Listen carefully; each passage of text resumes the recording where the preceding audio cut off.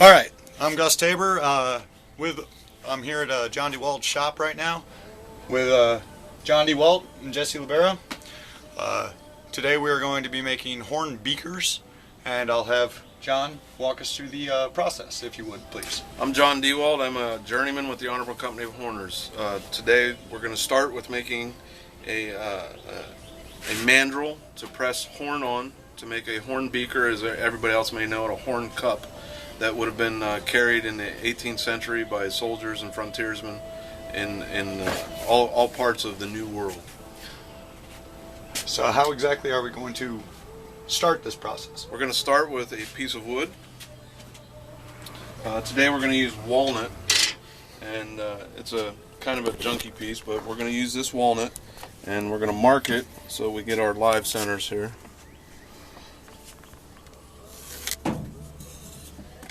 I'm using a center gauge or a corner gauge to find the center of the piece of wood.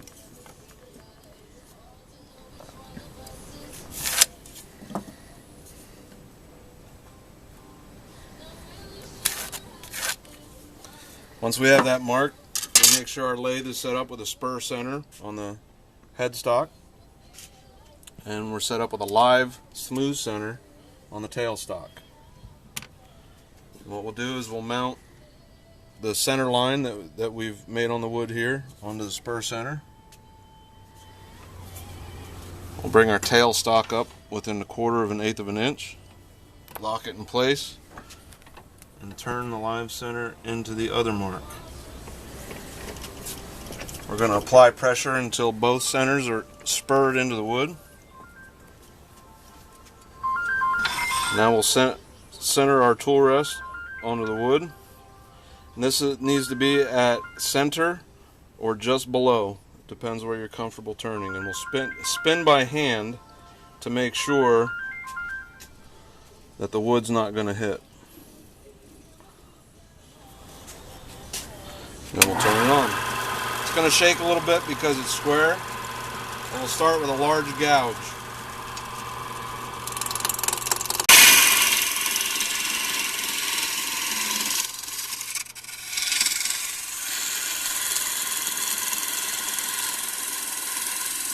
So you don't want it just round, do you? Well, we're just basically taking the corners off now. Yeah. We'll cut the taper once we have a good round on it. Oh, okay. But we're going to taper it from large to small, and we'll explain that once we get around here.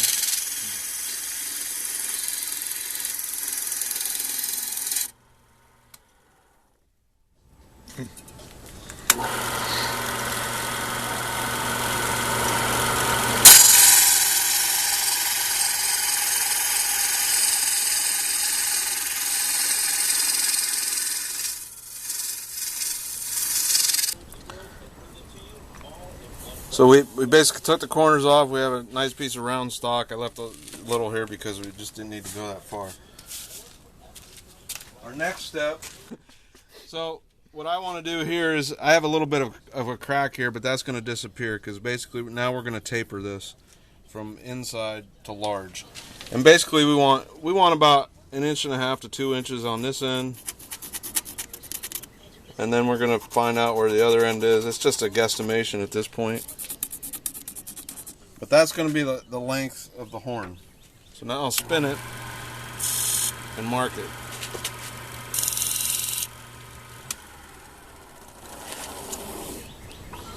And that's where the horn should end up if we turn this right. Now we'll get a set of dial calipers. We're going to measure 2 distances inside here, and now we're over here, so we'll go half the distance to bring it back in. This is going to be our small end of the mandrel. So this is a rather large chunk of wood. Then we'll do the same thing for the other end, is we'll measure 2 distances inside, average it, and this will be the large end of the mandrel.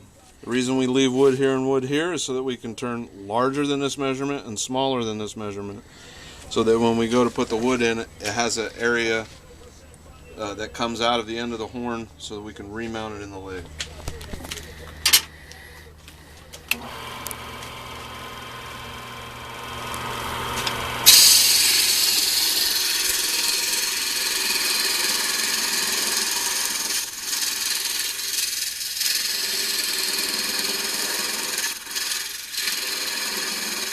Now what's your angle? Well, it depends on the horn. Whatever the distance is between here and here, we're going to just a gentle graduation from one measurement to the other. Okay. It usually ends up being about 11 degrees difference from point to point. Okay. The idea is to shape the horn to whatever you turn, not shape the wood to the horn.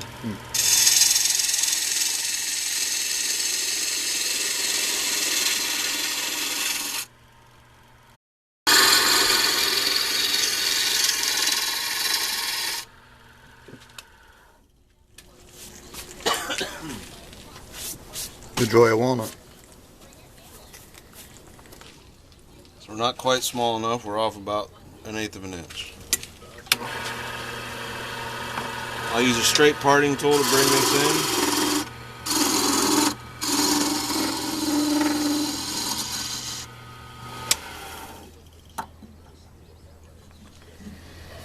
That's about right. I'll use a flat scraper. This is a modified flat scraper. What I've done with this is angled the right hand edge so that you can start from the left, and not only will you cut on a flat, but you have a cutting edge to go right. It's also nice for inside turning. If you have one that's set up for a right and one that's set up for a left, there's no inside turning you can't do with this. You do not need a bowl scraper.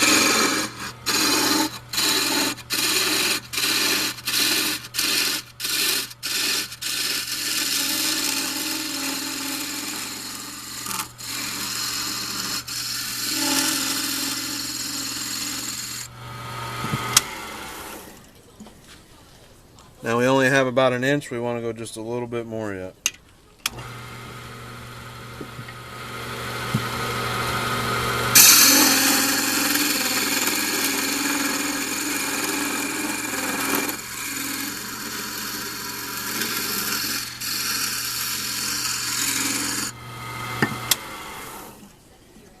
That's about right.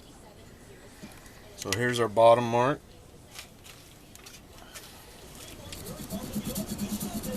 And I'll mark it.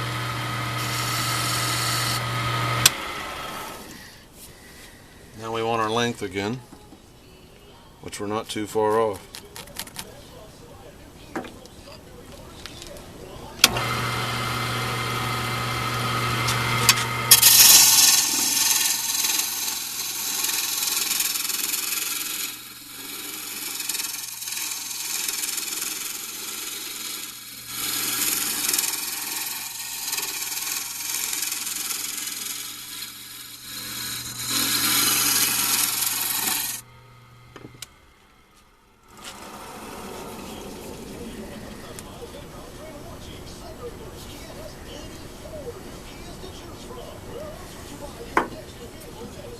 We're obviously not far enough yet.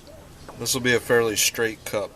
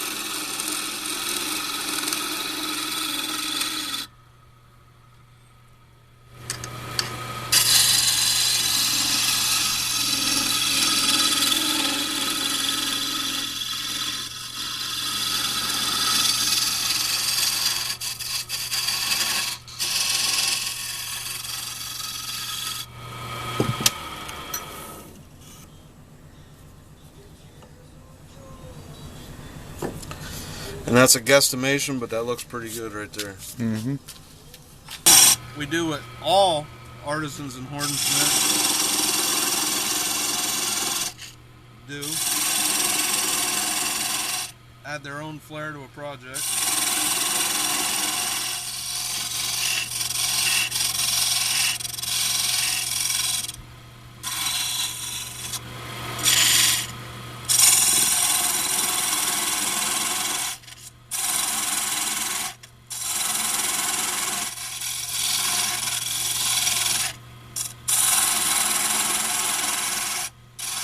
The main purpose is so you have something to beat on.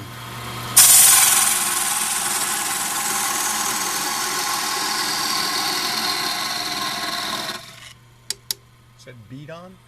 Yes. You don't mean like hammer? Yes. Oh, okay. But we're gonna beat it. Ah. We're gonna beat the living daylights out of it. Now what you do is you want to smooth up your mandrel a little bit. Just a typical sanding pad.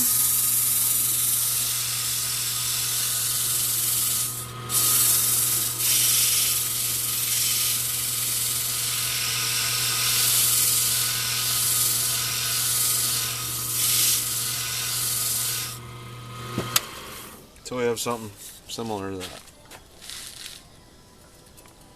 Beautiful. Now, how long have you been doing this, John?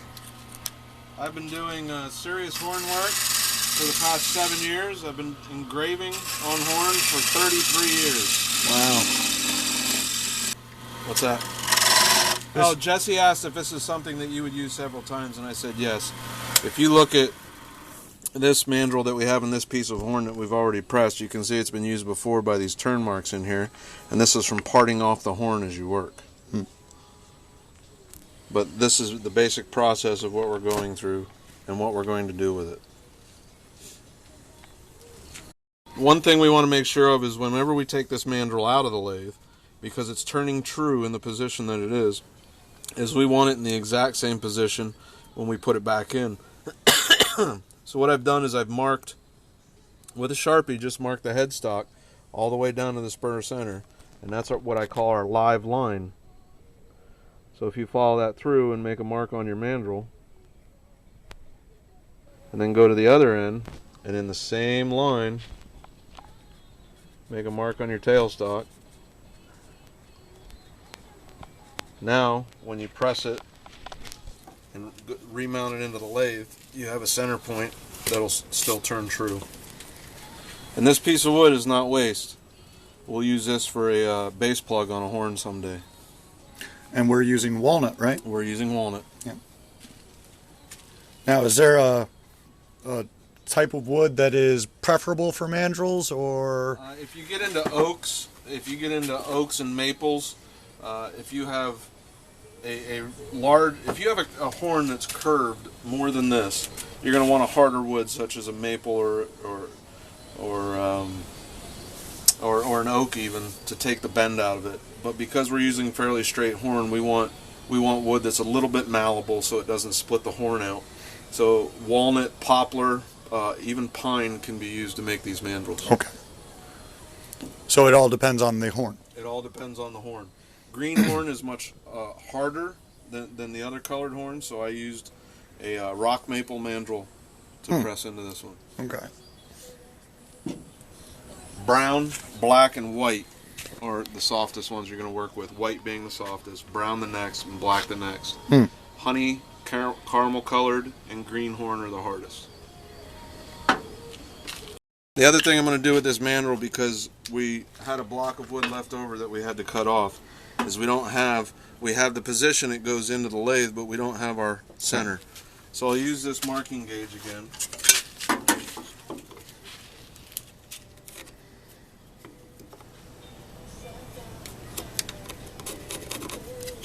We'll mark our center.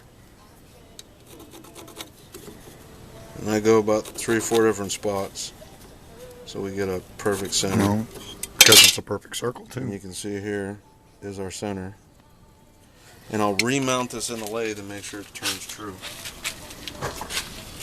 Remembering to line up our marks as we go.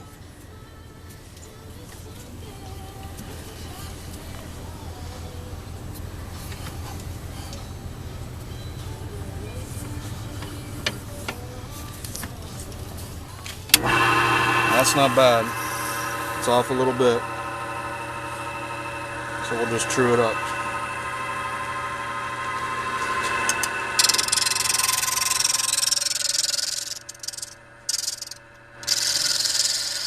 I'm not worried about the collar, just the piece the horn's mounting on.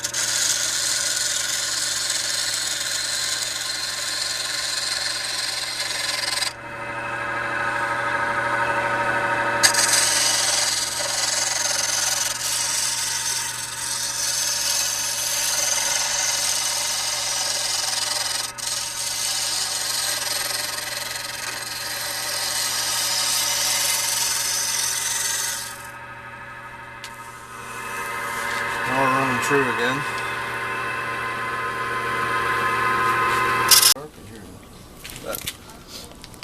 I'll also mark it up on this side. Alright. Because sometimes when you're pressing the horn on the oil, it'll wash off your mark.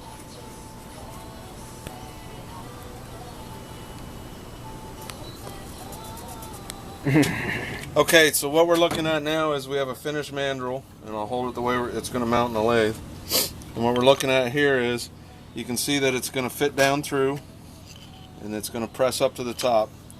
But if we use our caliper that we had set for the large end, and we run it up, we can see that we have that extra space here.